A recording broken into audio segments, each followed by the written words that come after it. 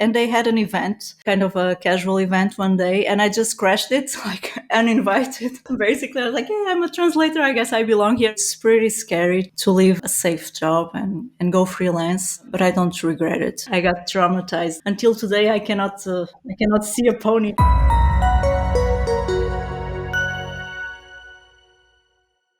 So maybe for starters, tell us, where are you located right now? Where are you from? Okay, so I'm in Brussels, but I'm originally from Portugal, from Porto, which is the second biggest city in Portugal. It's in the north. But I moved to Belgium about 6 years ago, and I've been living here since then because I moved here for my husband's job. And yeah, here I am. Is it a big change compared to the Portuguese culture? It was actually unexpectedly, because it's not that far actually. I imagine for Americans or Canadians, this is ridiculous. It's all Europe. You're all the same. Yeah. I have a lot of even for Brazilians. Sometimes I have Brazilian colleagues telling me, "Oh, I have someone living close to you in Poland or in Sweden," which for us it's completely crazy. But yeah, it was a big difference because Portugal is more Southern Europe, more Mediterranean. The people are very different. So when I moved to Belgium, it was quite a cultural shock. But now I feel like home here. What was the biggest challenge for you to get used to in Belgium?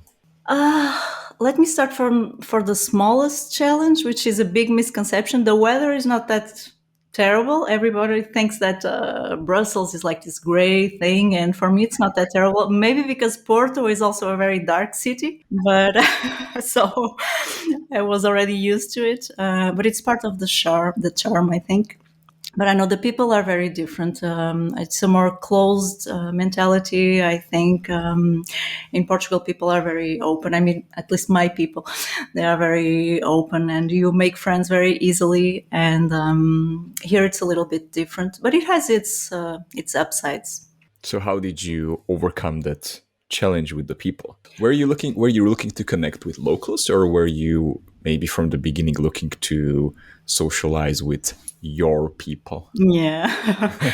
Well, first of all, I moved here. I was already 35 years old, and it was my first experience outside of my home country. So it's kind of difficult to make friends when you're in your 30s. Some people already have children, they have their families, and they're super busy, or they're focused on their careers or whatever. And in Brussels, there's this big bubble because we have all the major European institutions here, lots of nonprofits, lots of different organizations. So there's this kind of bubble where people don't even speak the languages, the French and Flemish that we speak here. So they only speak English. So they don't get out of this. So I knew that this I didn't want. I didn't want to stay in this bubble. One way that was great for me to start connecting and start meeting people was actually starting connecting with translators. And there's a nice group here. There's a nice network, and I joined them, and they have nice events. Actually, they have their first conference this year, and I just started meeting colleagues and other freelancers, and this was a big step. How did you meet the group? How did you find the group? Like this, was it through Localization or through Pros or some? I think I found them actually through a Facebook page. Translators in Belgium, something like, I don't know how exactly I stumbled upon that. And they had an event, a kind of a casual event one day, and I just crashed it, like uninvited.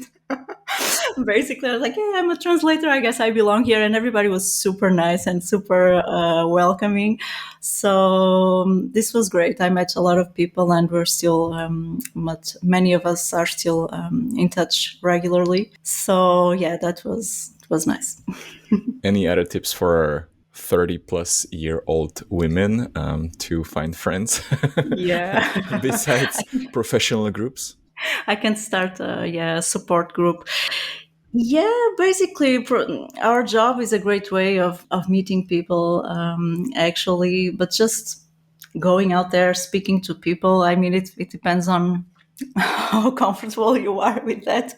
I'm becoming more and more of an introvert, I guess, with age or something like that. But when I moved here, I was still kind of Portuguese, more Portuguese, and just sometimes if you feel lonely, you'll find somebody that is also feeling lonely, and you'll start speaking, and you'll meet somebody else, and it pretty much goes like this, I think.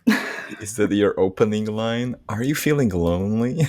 I'm feeling lonely too. Yeah, why not? Why not? But yeah, sometimes you feel like you're super weird and everything, and then you find another Yes. person that's feeling Other weird exactly. people. Yeah, Yes, yeah, everybody's weird. Yes. All right. So you already mentioned that you considered yourself to be a translator. So maybe let's go back to the professional field. How did you actually get into translation or localization? yeah. Oof. Ah, wow. This is the therapy part of the. No, no, not really.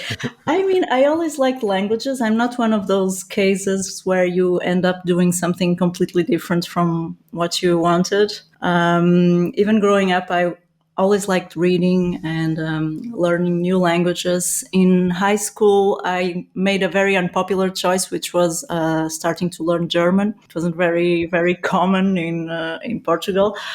We would learn English, maybe French, but German wasn't very popular. So, but I always had this curiosity. So yeah, pretty much So it was like were you this. sorry to interrupt. Were you learning German on top of English and French, or did you swap German for the other more popular language? No, no. Usually in Portugal, you learn English and French. I mean, in my day, it was like this. I have no idea how it is now, but we would learn English and French. Spanish is kind of, we learned by listening and trying to, but I didn't have any formal training.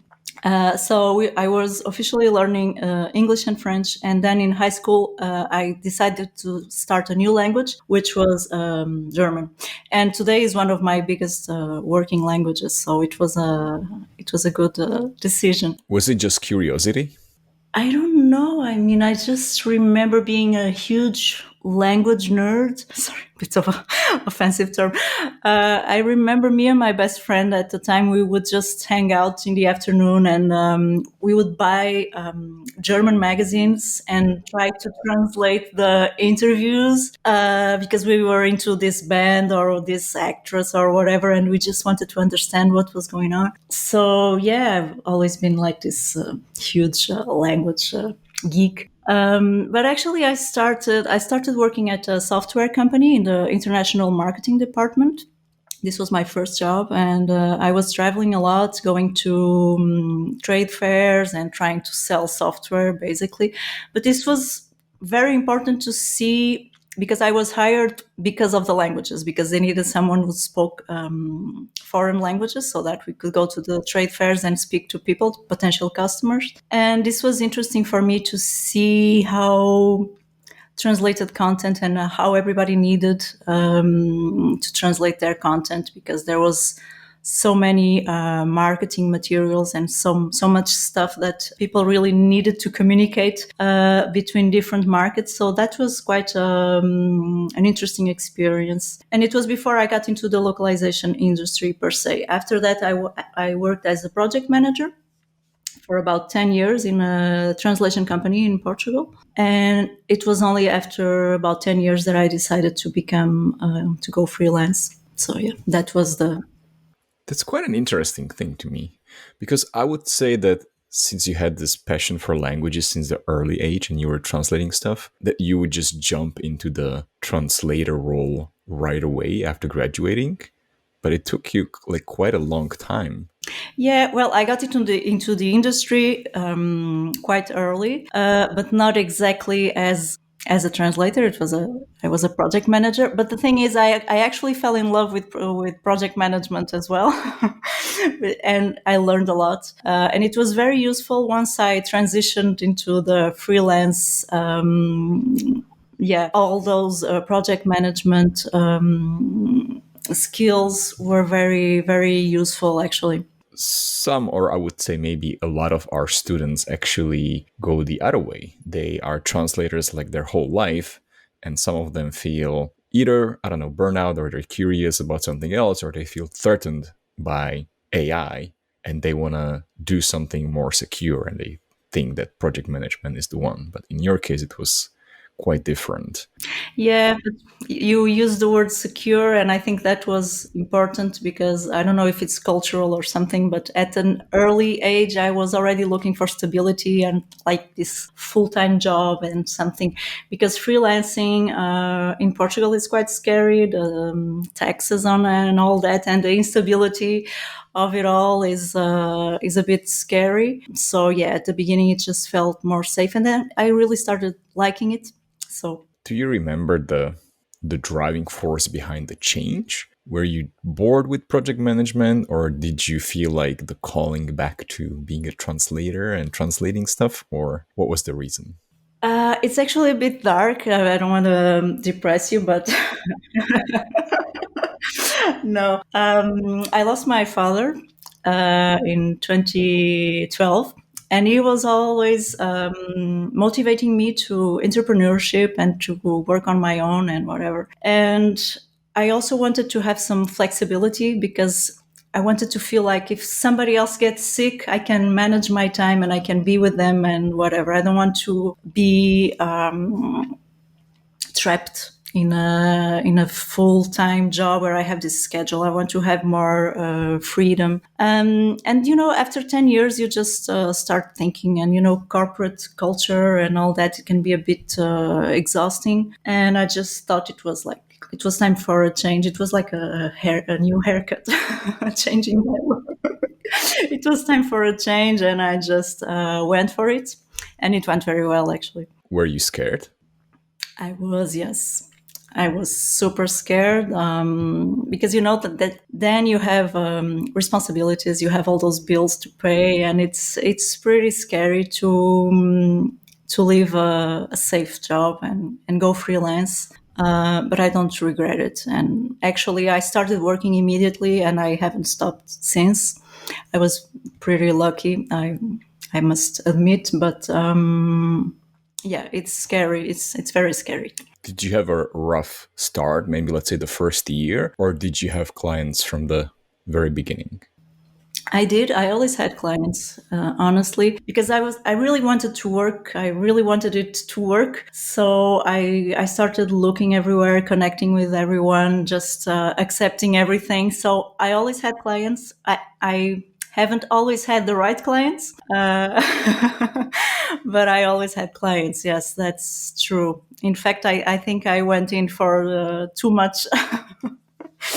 And there was a time where there was really too much, and but well, it was a learning curve. But yeah, honestly, from the beginning, I've always had work and clients. Yeah. I noted it down from our first intro call that you went from 70 to 7 clients. Yeah. Was this related to you focusing on SEO translation?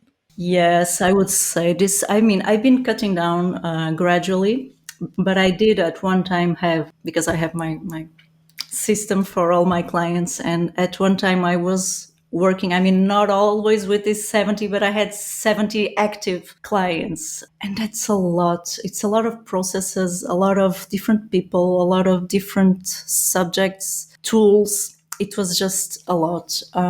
It's true that at a given period, I had a team helping me. I created a kind of a boutique translation agency because I wasn't really being able to cope with everything on my own. So I did that. But I've been cutting down gradually. At the moment, I'm really, really demanding on the type of clients I take on.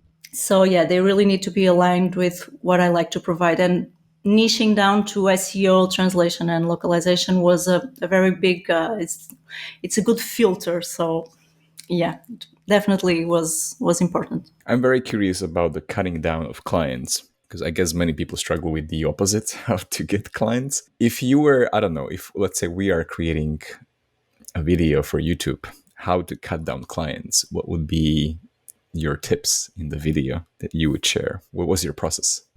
For me, it was very important to find out my values, what's important for me. And I actually did some work with coach. I don't think she really identifies, but to put it more simply, she was helping me with this because I was very close. I felt like I was very close to burning out. So I really went for a little bit of support. And we did this work of finding out my values. And for me, I started seeing that it was really important to have creativity, to use my creativity. So that immediately rolls out machine translation, post editing, technical translation, all that. And then it was important for me. Fun is a very big part of my life. I need to have fun. I need to feel motivated to get out of the bed in the morning. So I really needed to be happy working. And mental health is also very important for me. I've struggled with anxiety pretty much all my life. So everything that makes me nervous, makes me sad or whatever, I just been trying to filter out. So yeah, finding out about my values, what's really important for me was groundbreaking. Are you having fun right now? I am. Okay, thank God. Yeah, I really am. Okay. But explain to me, like, the fun part when it comes to clients. Is it the content that they send to you that it's fun to translate it? Maybe it doesn't have to be funny per se, but maybe it's somehow fun to translate it. Or is it also working with the PMs from the clients that they can be fun, they can send you boring stuff, but as long as the PMs that you're working with are fun, then it's okay? Yeah, I mean, the content doesn't need to be funny. Uh, I'm translating serious content sometimes, but yeah, like you say, working with the PMs, like feeling that people have a sense of humor. They can. This is very important for me. That there is a communication. One thing that was really helpful was that I created a rule. I do not reply to messages that are not directed to me. So that kind of. Hello vendor, hello whatever. Yeah, no, I need to have a person on the other side, and yeah, this human connection side is very very important to me. But just having fun, I mean, I realize fun is important in my life because I like comedies. I love stand up. I love funny people. People really have to need to have a sense of humor to to be in my circle.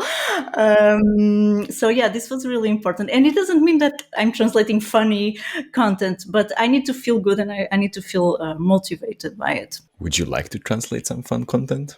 I would like to translate Or fun. did you ever translate something that was fun, the content itself? Oh wow, I do a lot of transcreation actually. So sometimes I really need to think out of the box. But the strangest job I had, I think it was transcreating a children's song. And that was fun, but it was exhausting because I got traumatized. It was about ponies. Until today, I cannot see a pony. Yes, it was but it was very very fun, very challenging. But yeah, I think that it's important to have a balance because creative jobs can be very very exhausting. And this week is a good example because yesterday I was the whole day working on a 4-word slogan. Thank God my husband is also a translator, and so he understands me because this sounds crazy for everyone outside of the industry. Sounds like what? But yeah. Can you share the slogan? No, no, no. I would have to kill you. It's super confidential. Yeah, but it was challenging. Okay. Well, that brings me to more questions, but maybe I'll save those for later. So let maybe start talking about the SEO translation. What is SEO translation about?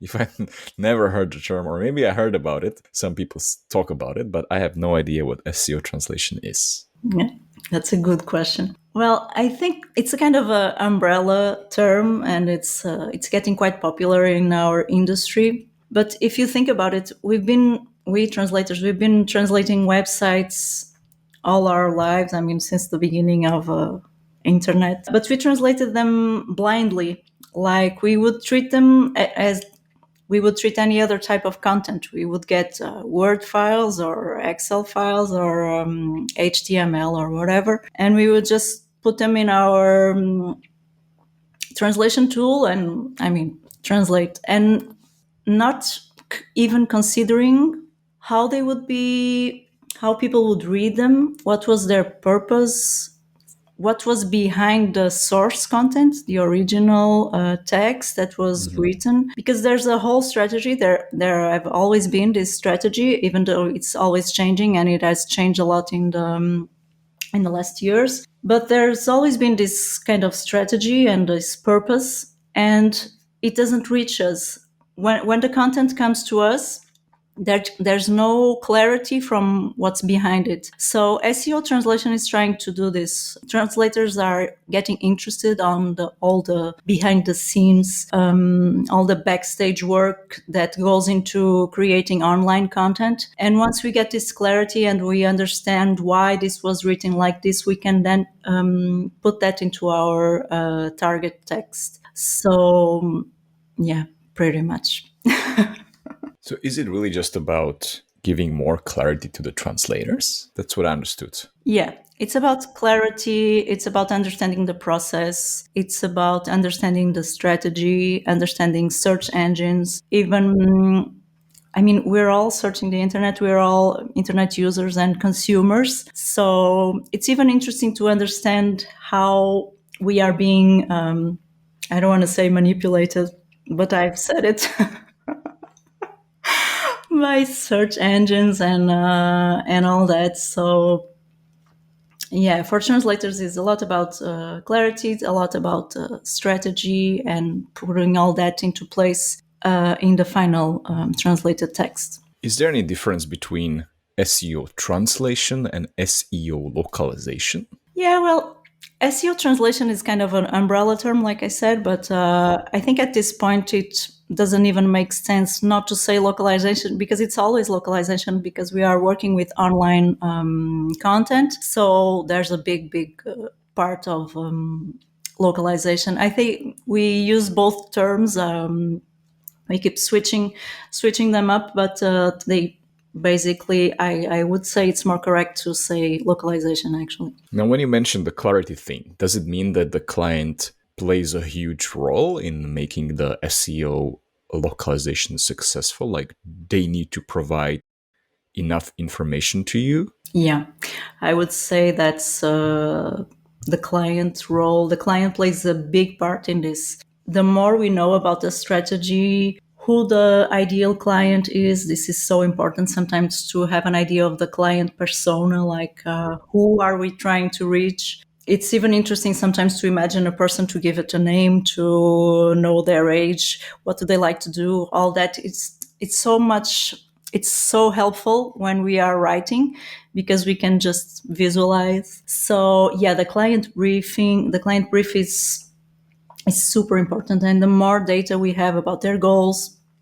what do they want to achieve with the website or the web page, it's really, really crucial. Okay. I'm going to actually ask for clarification because, at least from my research, like the whole thing, like why it's called SEO, is that the translation is adapted or focused on optimizing the results from the search engine. But from what I'm hearing, like the clarity could technically be applied to any translation, right? Or maybe like a marketing translation in general.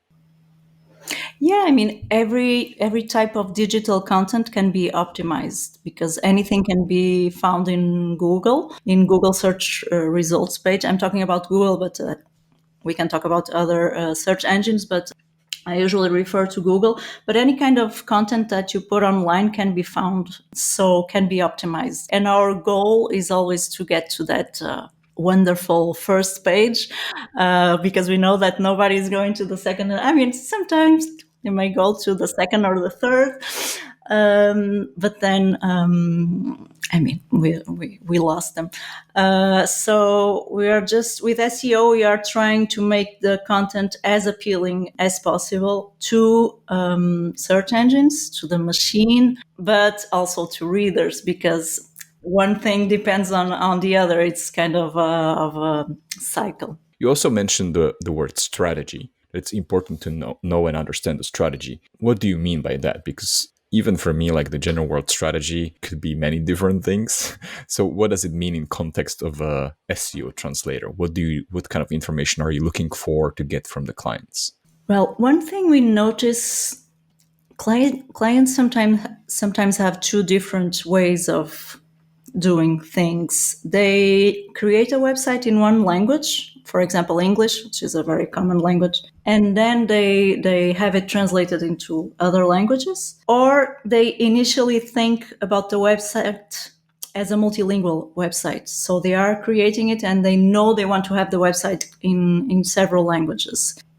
And this is already very demanding, and it requires a lot of vision and a lot of cultural knowledge, a lot of research. When you are launching a website in several languages, you need to treat each market very individually and do a lot of homework and research before starting to create content, finding keywords, thinking about the end client, which can be very different from market to market. So all this work before you start even writing the first sentence, all this work is like, it's crucial. I cannot think of a better word. When this is well done, all the rest will continue, will flow the right way.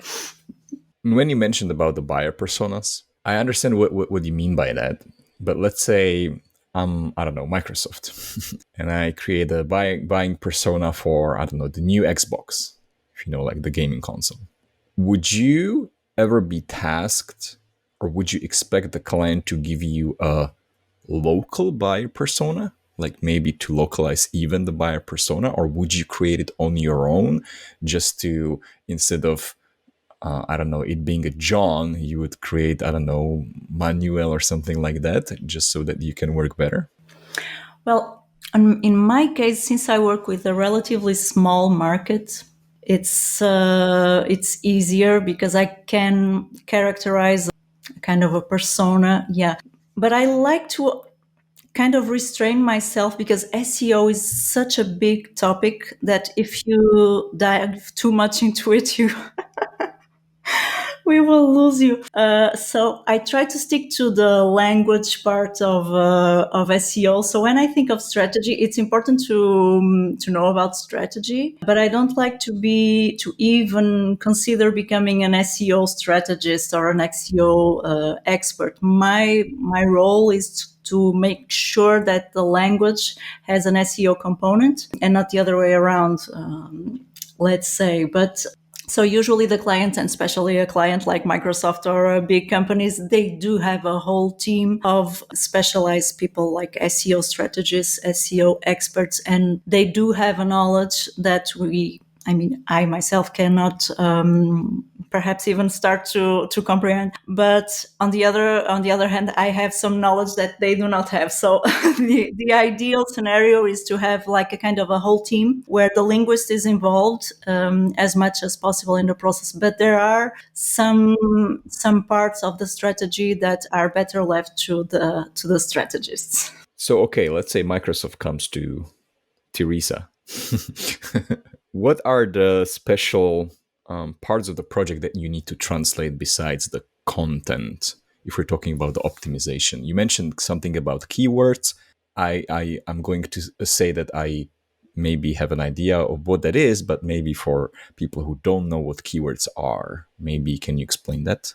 Well, keywords are a big part of SEO, and they are different. There's a common misconception. There is a difference between what the users usually type on the search engines, which is usually some kind of nonsense, like whatever comes to mind, and we just type it, and miraculously the search engine replies, gives us the answer we are looking for. There is this, but this is the basis of it all. I mean, we need to know what the users are searching for, and then we need to work on this and find the key terms, the keywords that are describing the product or the service, and that the user will relate to when he finally gets into the page and he sees those terms, and this will give him the idea, okay, this is what I'm looking for, so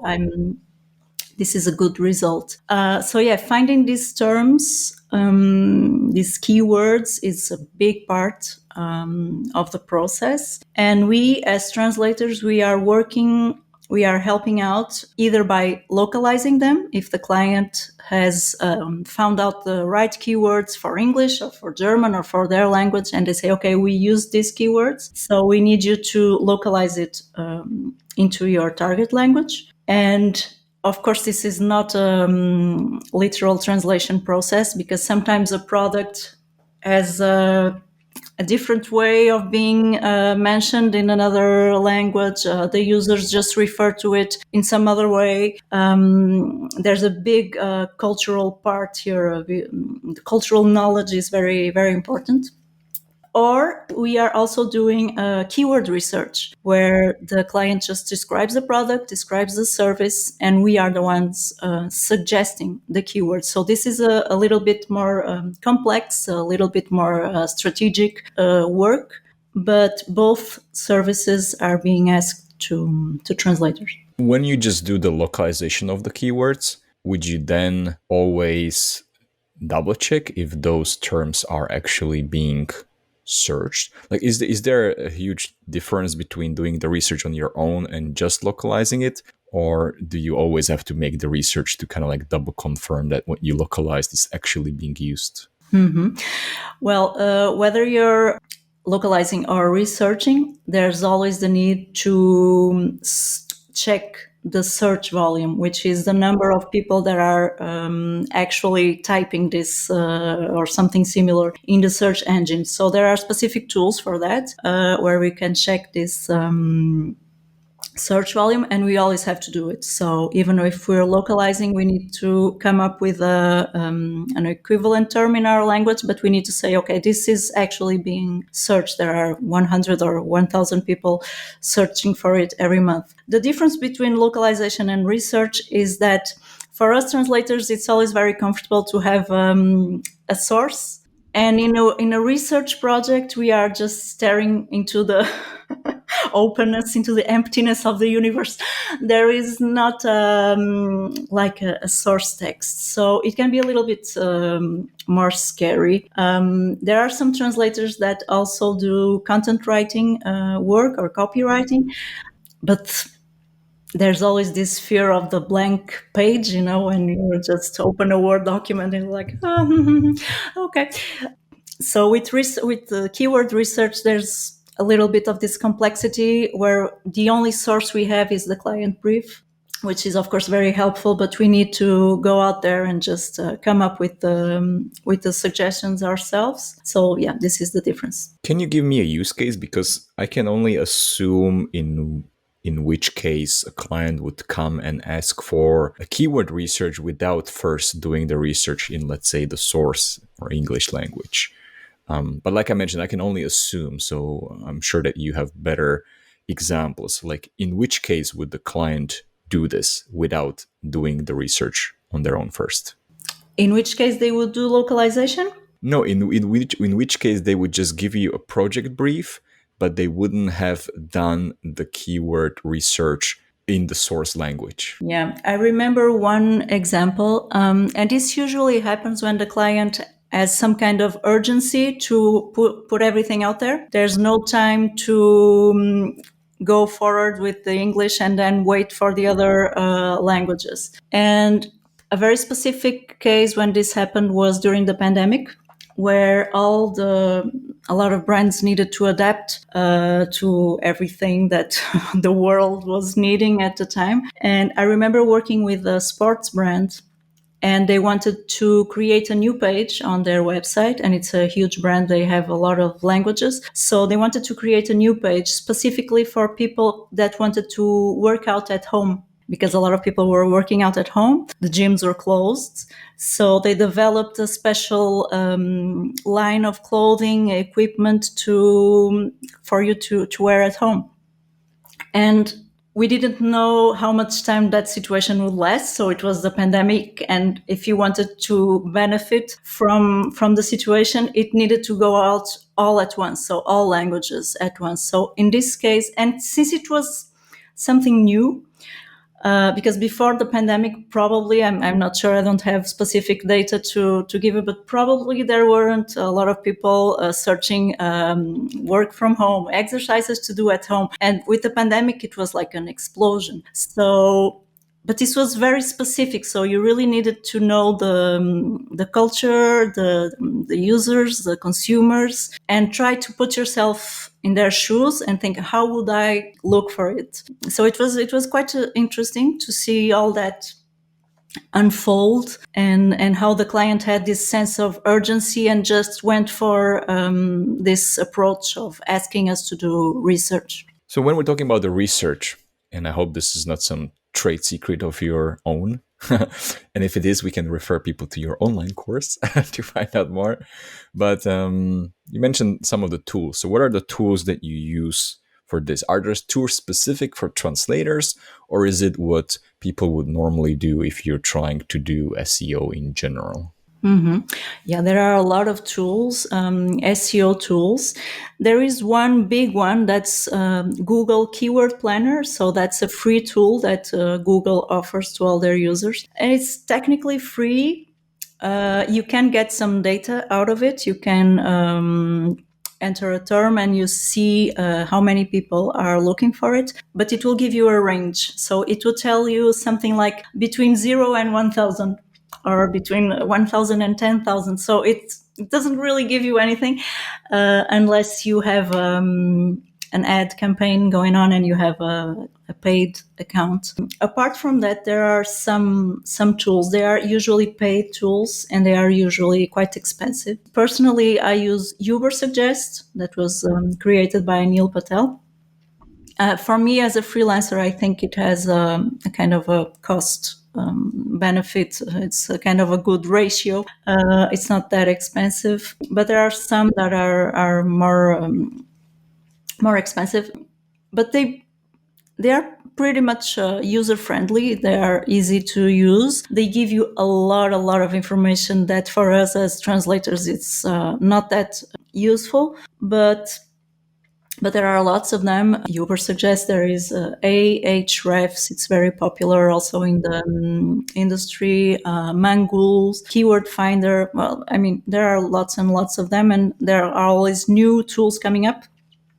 But they're not that difficult to learn how to use, and you can also use it from a business owner perspective. If you have your own website, if you're a translator or a freelancer or whatever, and you have your own website, you can use it to improve your own SEO. So they're quite. It's a good investment. I think it was cute when you call it Ubersuggest.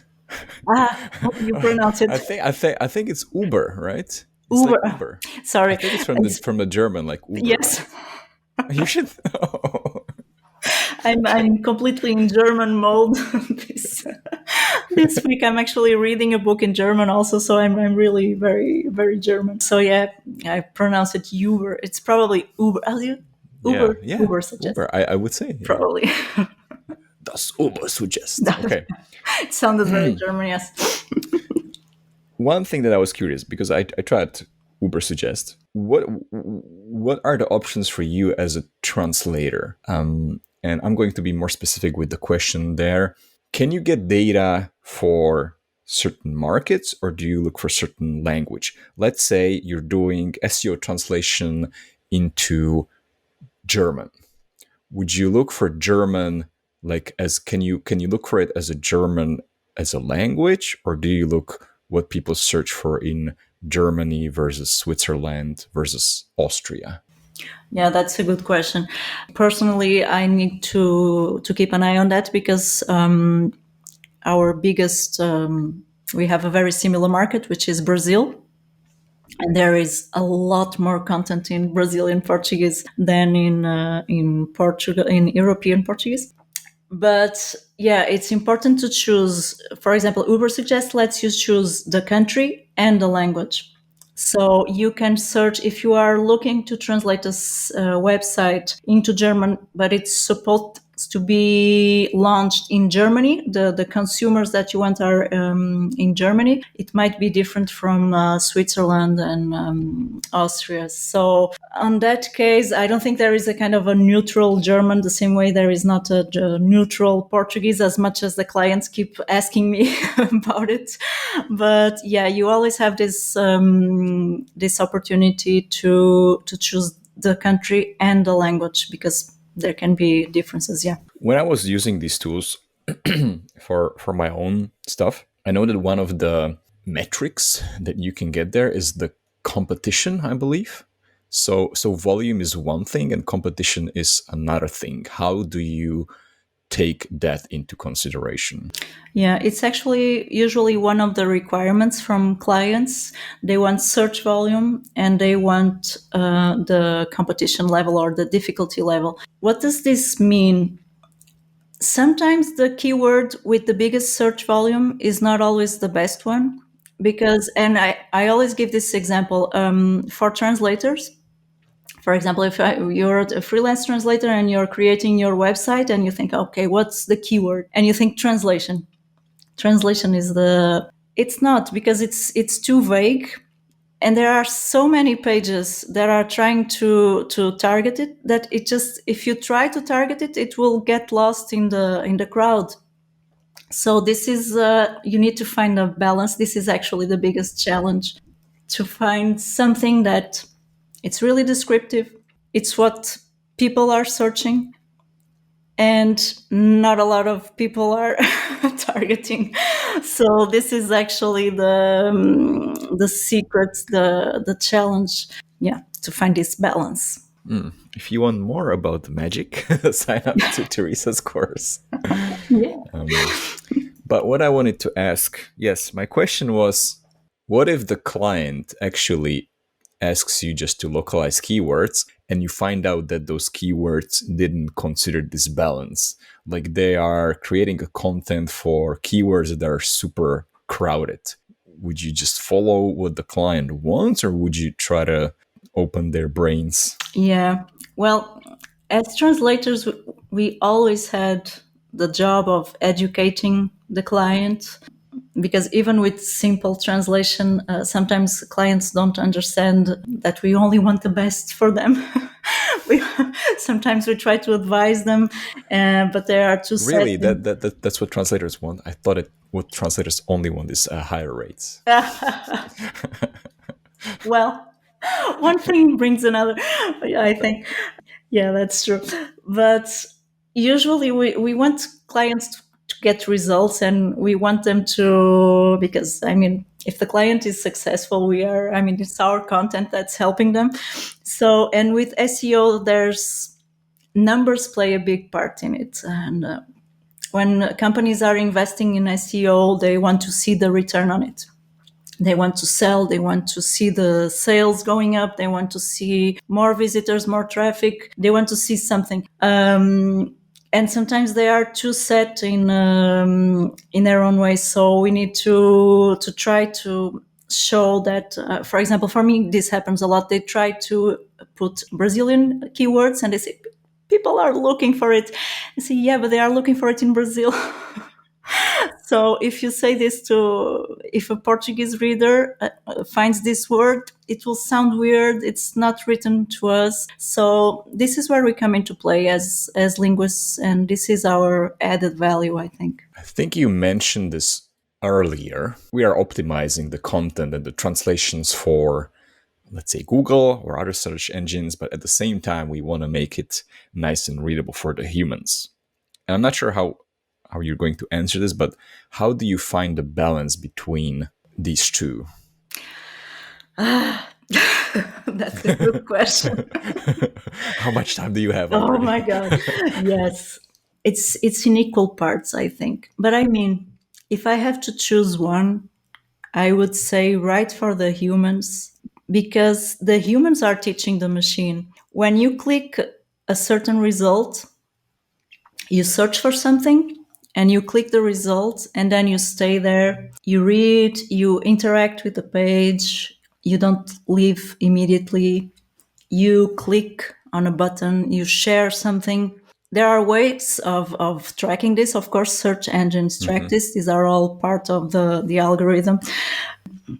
So we are actually teaching the machine. So it's not really smart to, and it's very easy to get obsessed with SEO and just keep like facing it like a kind of a game, and you're just trying to get away and get those little points, SEO extra points. But if you focus, and for us, it's fairly easy to focus on the reader as translators, because we are writing and we are just trying to create an appealing text. So if you focus on the human, the results will come.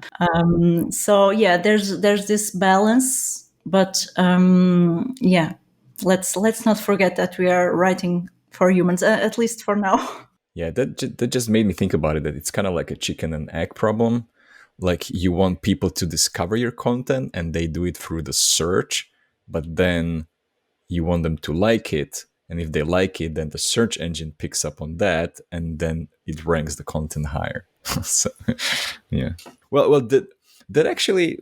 Well, I'm not sure if you know all the details about the algorithm. I guess, well, we don't know how the algorithm works, but that just got me thinking. Like maybe like initially you write it for the SEO, and then maybe over time maybe you change it. I don't know, but Yeah, no, it has changed a lot. Like I said at the beginning, I started working for a software company, and I was at international marketing department. So we had like the SEO experts at the time. This was 20 years ago, as much as it pains me to. So SEO was very different at the time. If we had a kind of a keyword and we would just repeat it in the text, we would trick the machine, something like that, in very simple terms. This would kind of work, but nowadays this isn't gonna fly with the readers, because we immediately feel like we're being tricked. Even if we read a text and it's overly repetitive, we're like, "Ah, it's off-putting," so we just search for something else. So yeah. but now that you're talking about the algorithm, how do you as a translator, SEO translator, keep up with the changes, or can you even do that somehow? Yeah, I do. I have to. I have to keep up, especially since I have my online course. So I keep updating it to make sure that the students get the most updated information. But honestly, like I said, it's very easy to get obsessed with SEO. So I just try. I follow a lot of blogs. Usually, these tools, the SEO tools, they have specific blogs, and they're a good source for me. I like to I like to go there and keep up to date by reading them. And also because I'm personally interested in it, and also since I have my own website, I like to be kind of up to date on all this. But it's important to always remember that we are focusing on the language side and on the reader and all that, because if not, SEO has a big technical component, which I'm not qualified to even talk about it. So I try to, yes, keep up to date, but not dive too much into that part, not to lose my soul. Yeah. So, Teresa, how exactly? What do you do with the keywords once we have them? Yeah. So finding the keywords is like 50% of the work. And then I would say the other 50% is actually using them in the Hmm. text. And you can do that either by creating text, creating content from scratch, or by translating the original website. What happens in this case is that the client tells you, okay, we need to translate this web page, and we want you to insert the keywords a given number of times so that it will be interesting for the search engine. So we need to find a natural, and I cannot stress this word enough, a natural sounding way of weaving the keywords in the target text, and also creating or translating the content in a way that it will answer the user's questions. So we need to understand the product. We need to understand who's searching for it. What questions do they want to see answered? What would they like to find out? So this is the human part, and then we need to put the keywords. But the keywords are also for humans and for the, it's of course for the machine, for the search engines, but it's also for humans because it's related to what people are actually searching. So when we see these terms as users, we feel like, okay, this is what I was looking for. That's what makes it a good result ultimately. You said that you mostly create the content from scratch. And again, I would like you to explain to me maybe some use case from the client side. Does it mean that they don't have the English content? Or does it mean that even if they have, they would still prefer you to create it from scratch? And what are the pros and cons? I can assume that it's going to simply cost more than translating, right? It depends. Both things can happen. Sometimes the client has the source, but they just prefer that you create content from scratch. They prefer that you do copywriting or content writing. For example, when the client has a blog and they want to have a blog for each language, and they just come up with different topics, and they say, okay, we want one article a month or 5 or 6 articles a month about this topic, and they just give you the information about what they want, and we create the content from scratch, or we translate it. But sometimes it can be more cost effective to just create content from scratch.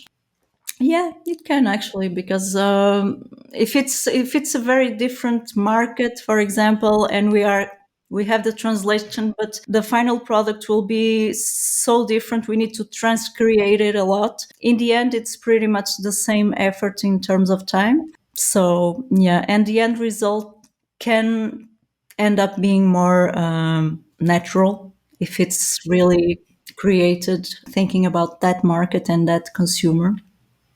So yeah, both cases happen actually. Do you think that this creating a content in different languages from scratch, do you think it has, let's say, future or potential? I would say so. Yes. Are we? We're talking about the Fingers crossed. if we're going to think about artificial intelligence and I didn't mean to go in that direction because I know that you mentioned that you don't want to talk about it, but I mean, like in general, like do you see companies maybe choosing this approach because I don't know, it gives the translators more creativity and they in the end come up with something better than if it was just translated.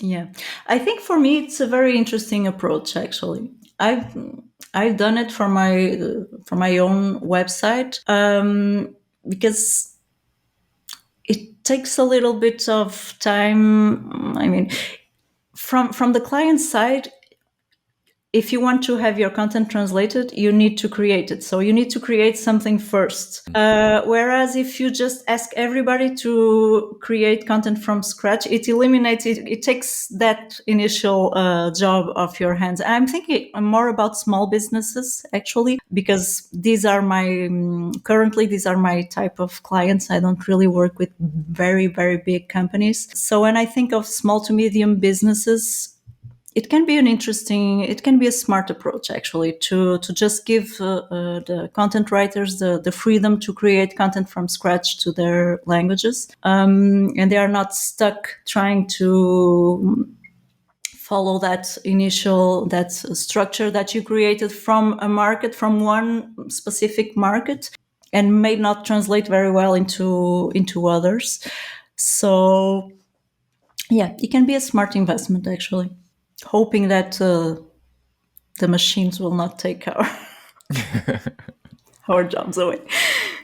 I'm thinking about something because I have some project in mind. where I was thinking of doing something which actually might be in your area because it might be related to fashion, and I never shared this with anyone, so maybe we'll cut this off. I don't want to go too much into details, but maybe try to explain to me, if I'm a small business, how do I evaluate if I should create content in English first and then translate it versus asking different translators and also like English copywriter to create something from scratch for each language?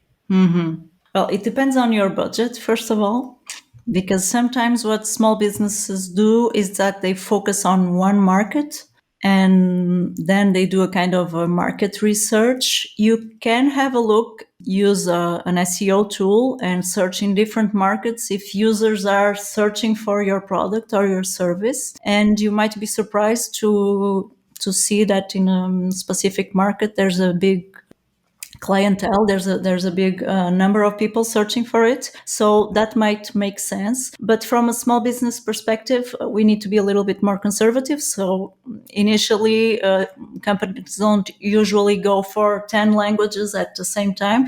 They just focus on one market and maybe two or three other markets.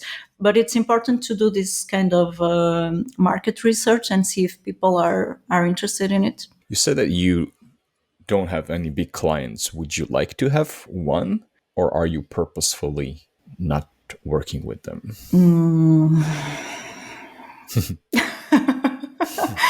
You can also choose to not answer this question. I want to plead the fifth.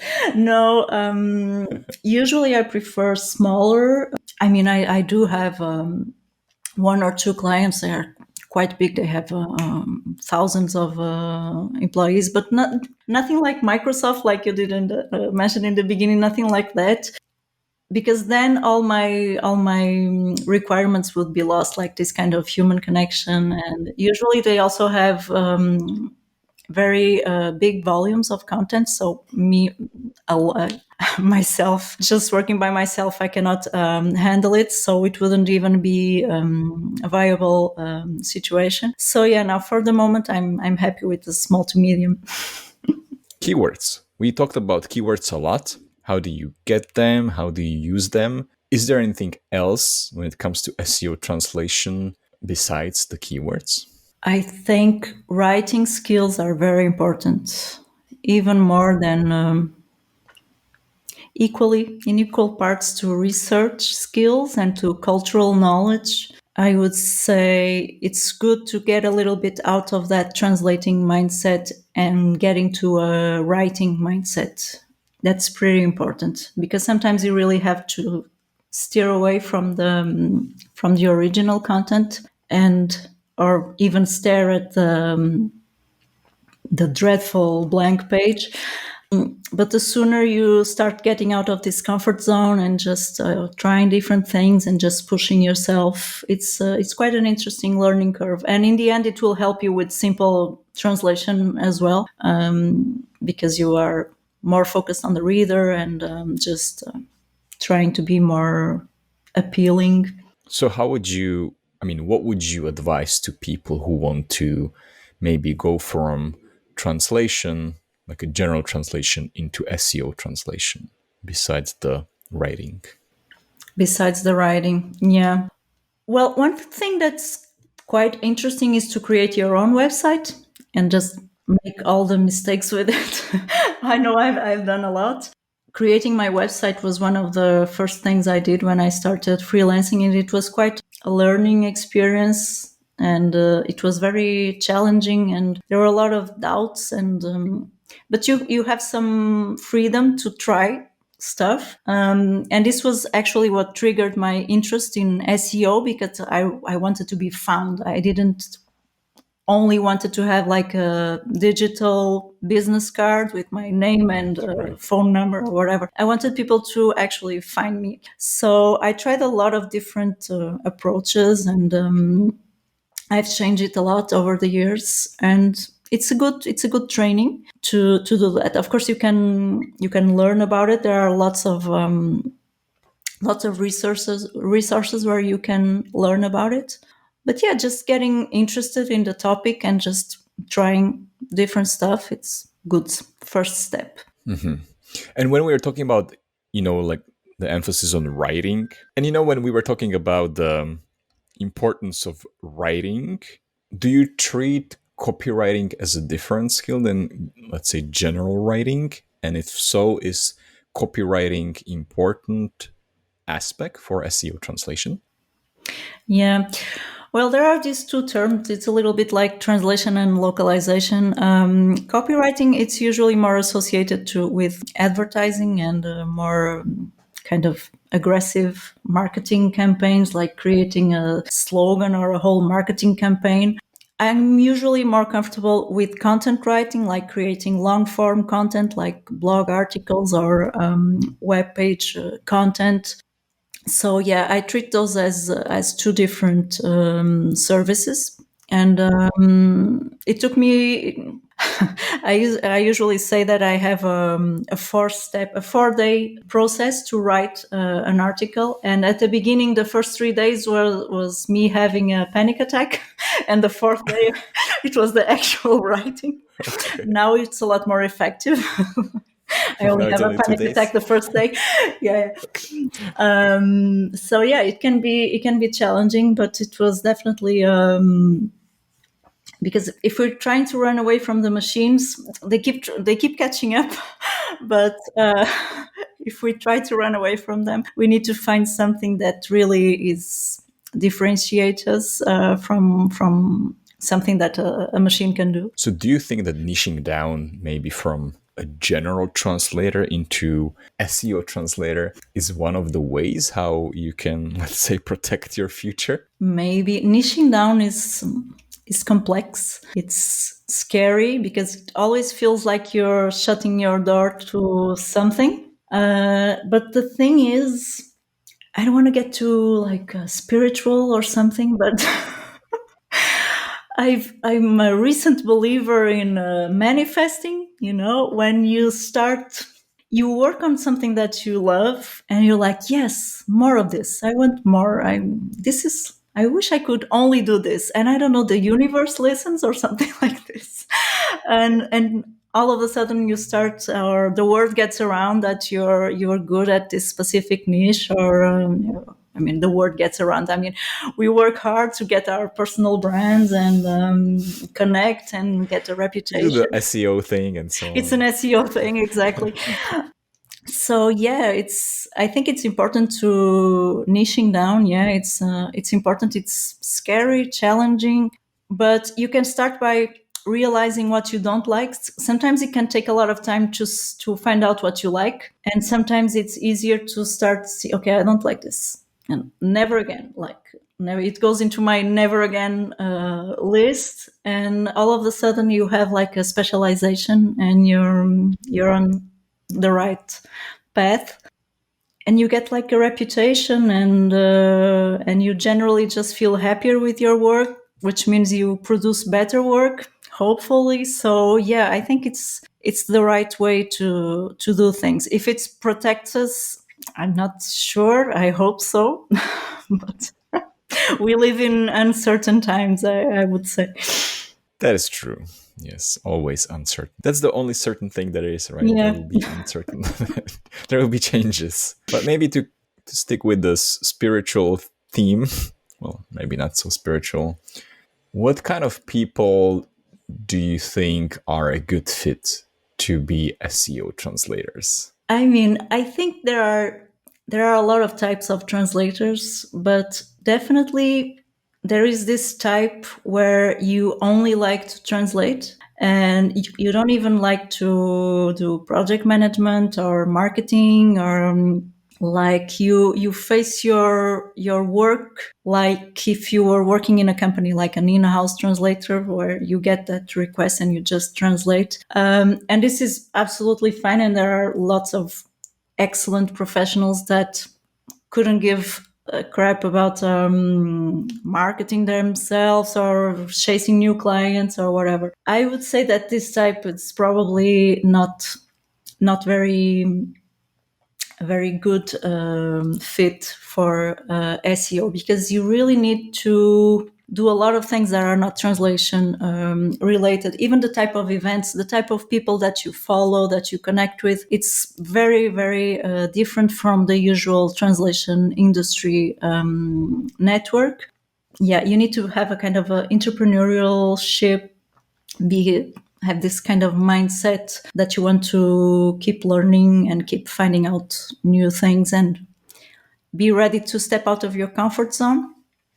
That's pretty important. Yeah. Is there anything else that you want to add to the topic of SEO translation? No, I mean, Something that we missed? we could speak about it for hours and hours, but yeah. Well, maybe you could, but I'm running out of Yeah. questions.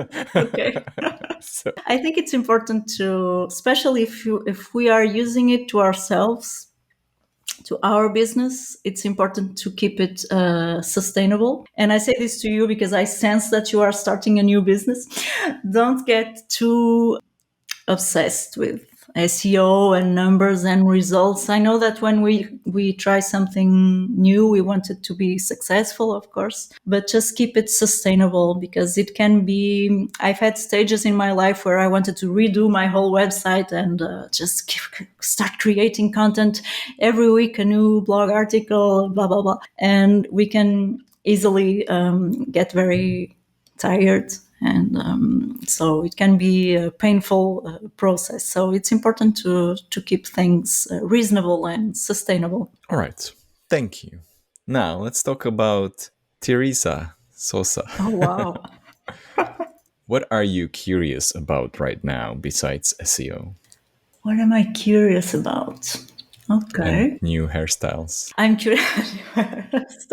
That's true. Well, yeah, changing your hairstyle can be a way to do some self-care. I'm very focused in my health, my mental health. Like I said, I've struggled with anxiety for pretty much all my life, so I keep trying to find ways to set boundaries, especially in my work. And I have done a lot already. This is a different person than the 2019 or the 2018 Teresa.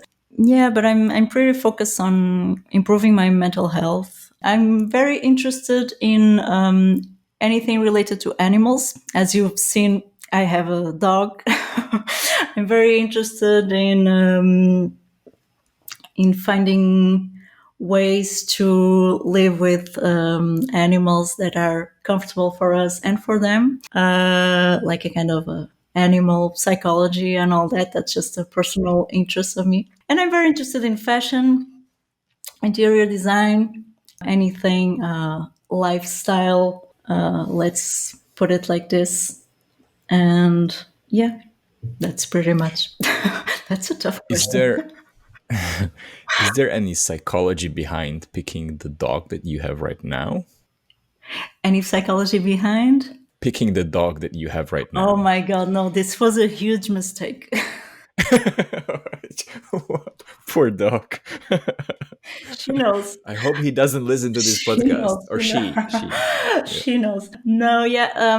I've had two dogs. We recently lost one, but I've had dogs for, oh my God, nearly 15 years, and they've taught me a lot. I've learned a lot from them. They were challenging dogs, both of them. The other one was a Jack Russell.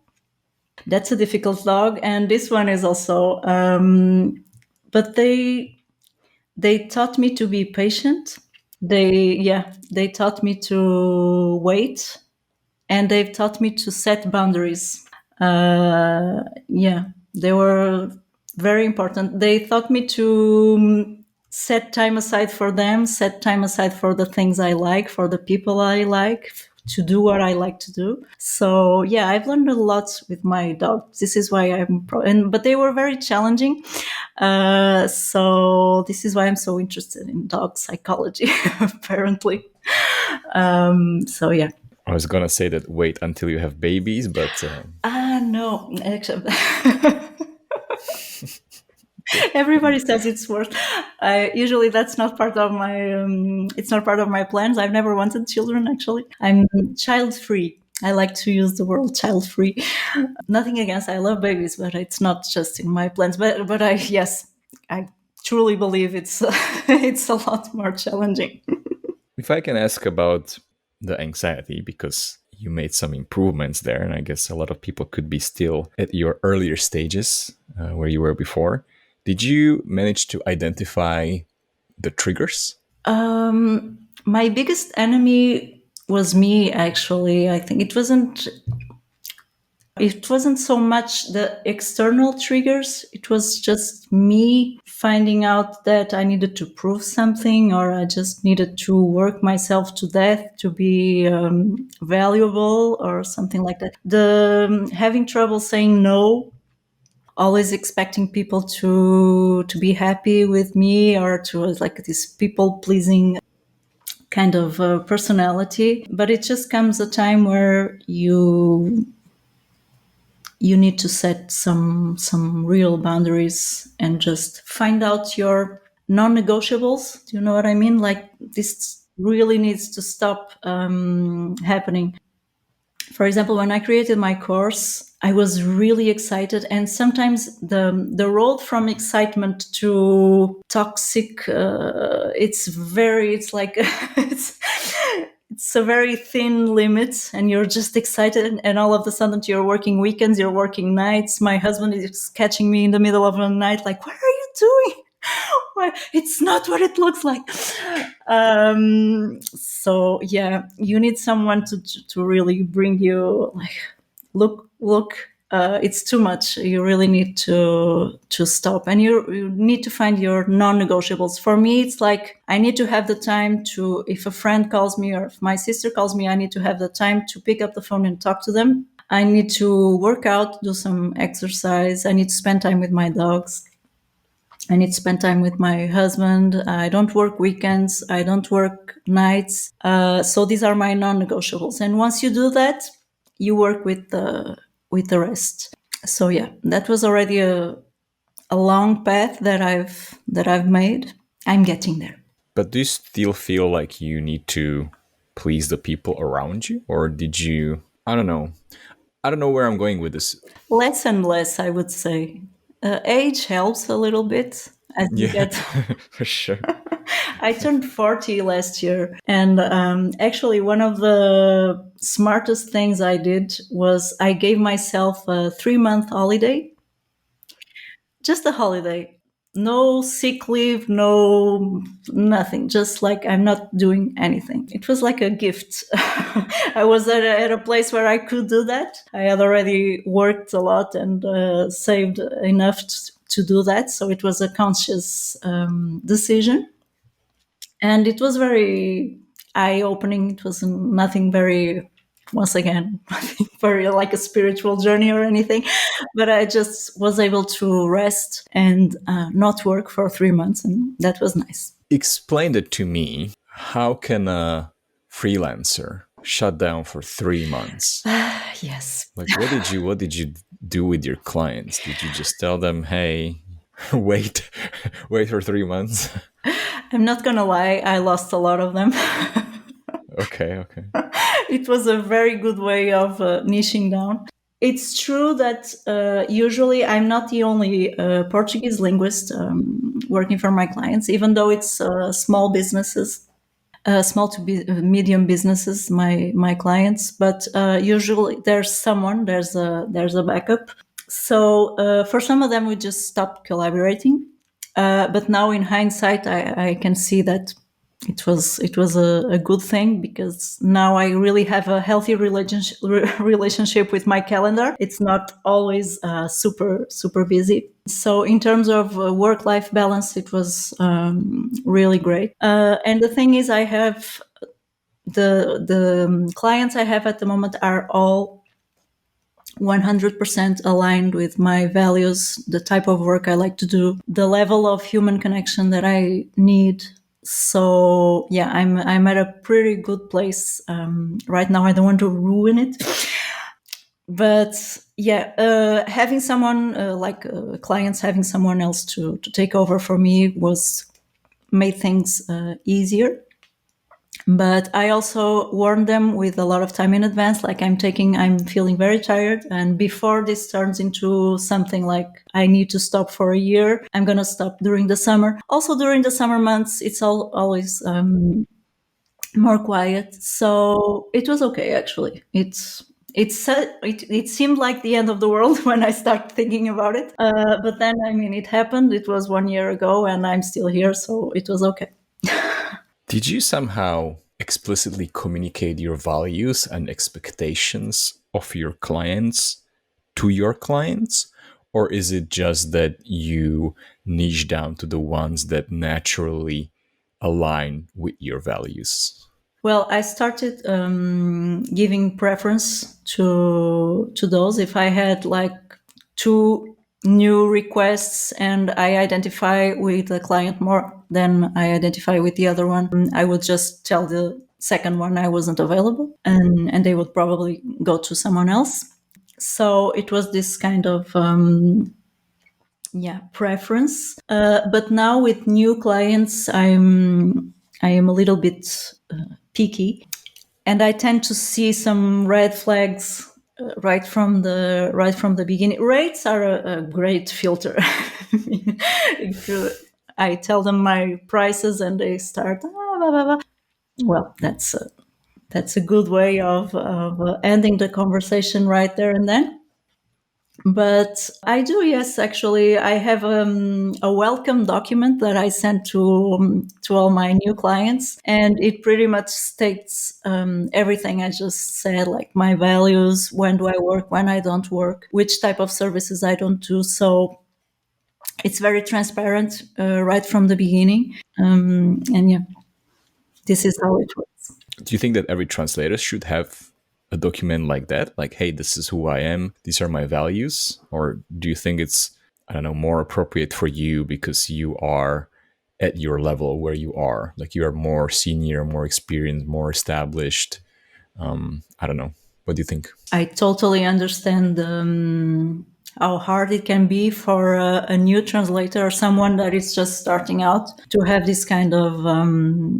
At the beginning, I would take everything that clients would send me.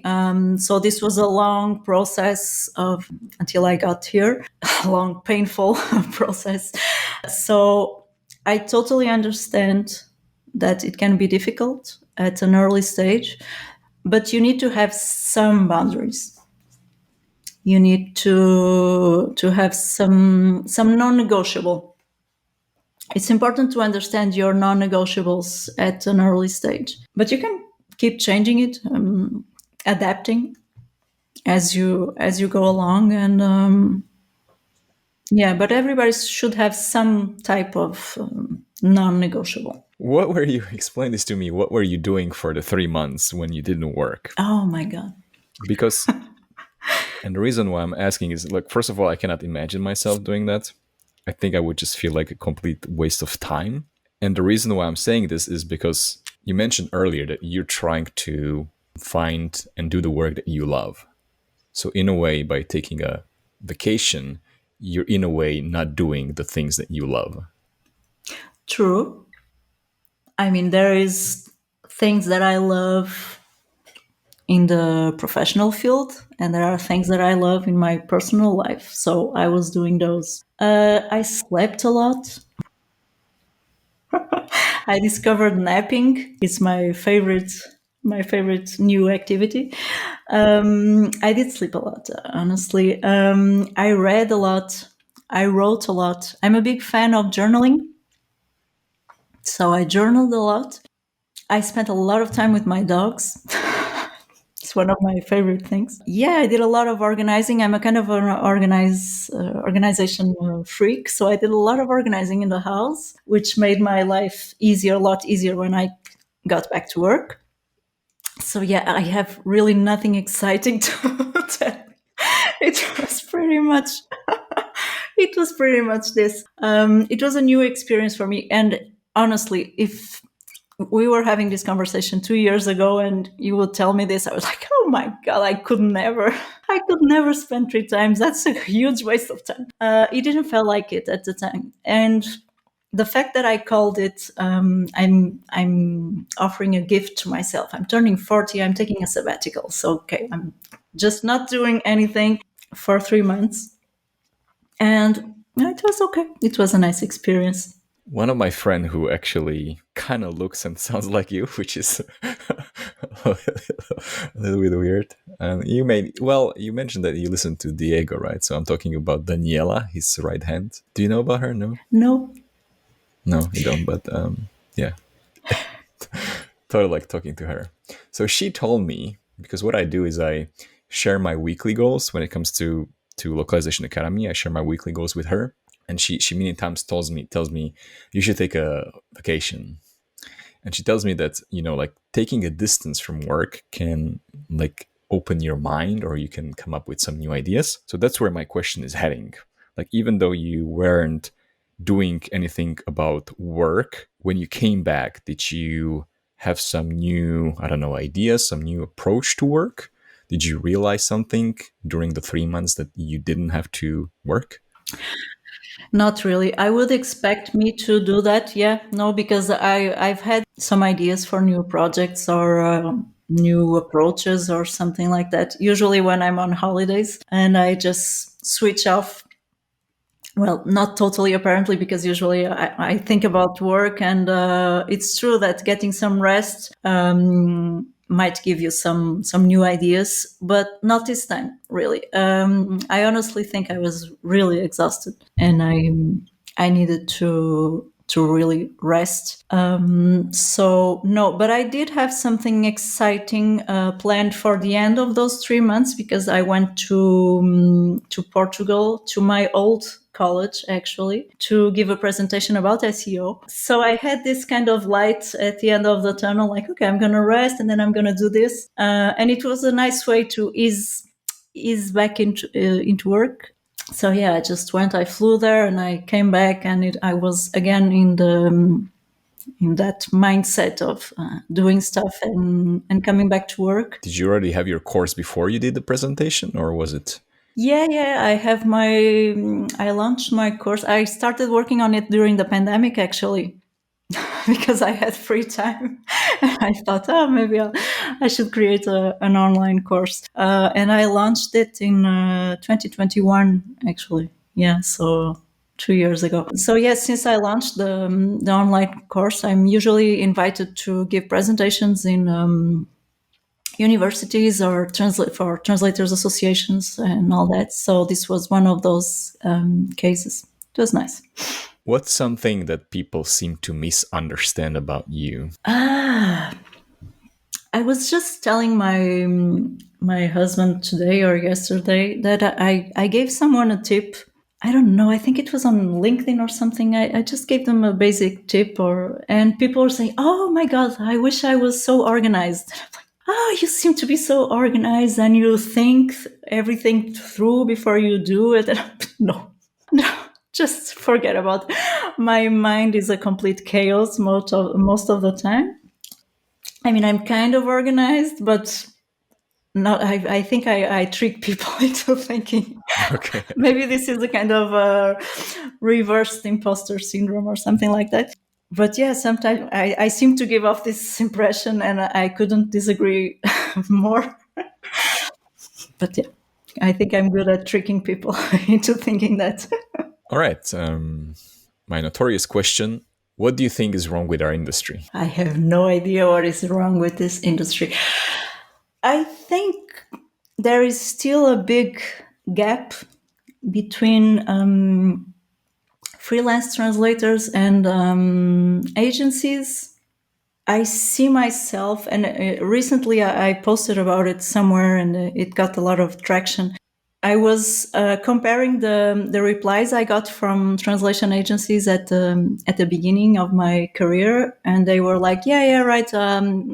We're sending you a free test translation, and once you do it, we will put you in our database, and we reach out." And now, when translation agencies come to me, they are like, I'm interviewing them. They are looking for good professionals, reliable professionals, and sometimes they just don't want to work with big agencies. So I feel there is this shift happening, and it's interesting to lean into it and just go with it, because there are lots of freelance translators that have a huge influence and following and a reputation. And it's interesting to see translation agencies starting to recognize this. I don't really work, I only work with 2 agencies at the moment. The rest are direct clients. So I think it's nice to see this happen, but we need to see more of it. We need to see more recognition, fair conditions, and just basically respect. To sum it up, we need respect in our industry. I think if we all just respect each other, I think it might be an interesting way of doing things. Perfect. I think that's the right way to end this interview. So, Teresa, thank you very much for your time. Thank you.